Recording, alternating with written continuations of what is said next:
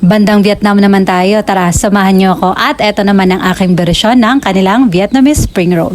Dahil wala akong lemon, ayan, nanguha na lang ako nitong mga dalandan. Ang daming bunga, oh.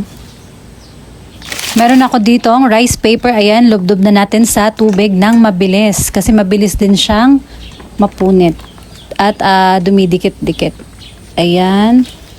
At maglalagay na ako dito ng sotanghon. Napakuluan ko na pala to sa loob ng 5 minuto. At eto naman yung gamit kong brand. Maglalagay na ako dito ng mga nahiwang carrots at pipino. Tapos yung ating hinog na mangga. Hindi ako dito naglagay ng lettuce pero pwede kayo maglagay. Wala lang ako mahanap. Pwede ring cabbage yung ilagay nyo. Ayan, tapos tupi lang natin sa gilid. Siyempre, wag natin kalimutan yung ating hipon. Pero pwede kayo ditong gumamit ng imitation crab. Ayan, tapos tupi ulit dito sa gilid, magkabila ang gilid. Dapat mabilis yung pagtupi na dahan-dahan kasi mabilis rin mapunit yung ating rice paper. Ayan, gulong-gulong lang natin. Diba? Ganyan lang. Yung mga hipon pala ay napakuluan ko na yon at sa parehong proseso gawin ulit natin dun sa mga natira pa. At eto na, handa na. Tara, titikman na natin. Tikman na natin.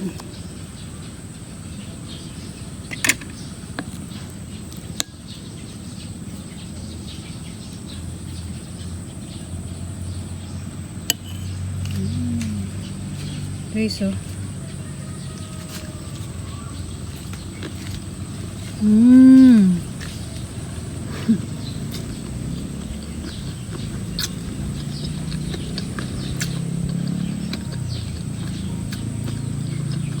Ang sarap. Tsaka, ang sarap nito. Peanut.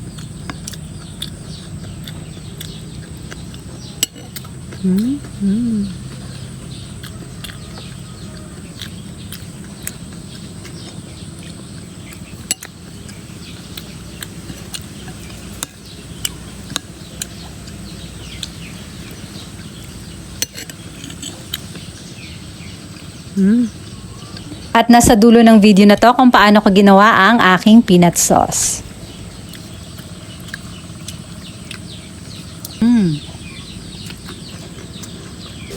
Mahirap magsalita.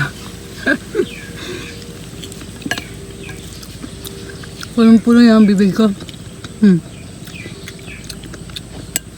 Grabe, ang sarap.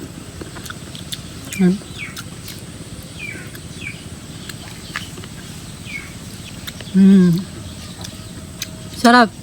Try nyo to. Subukan nyo to. Masarap yung peanut sauce. Pagsama-samahin lang natin yung ating peanut butter, dalandan dahil wala akong lemon. In fairness, masarap siya ha. Toyo at sesame oil. Halu-haluin lang natin. Naglagay na rin ako dito na dinurog na bawang. Ayan, pwede kayo dito maglagay ng tubig. Pero ako gusto ko medyo malapot ang aking sauce. Ayan lang. Maraming salamat sa panonood. Paalam!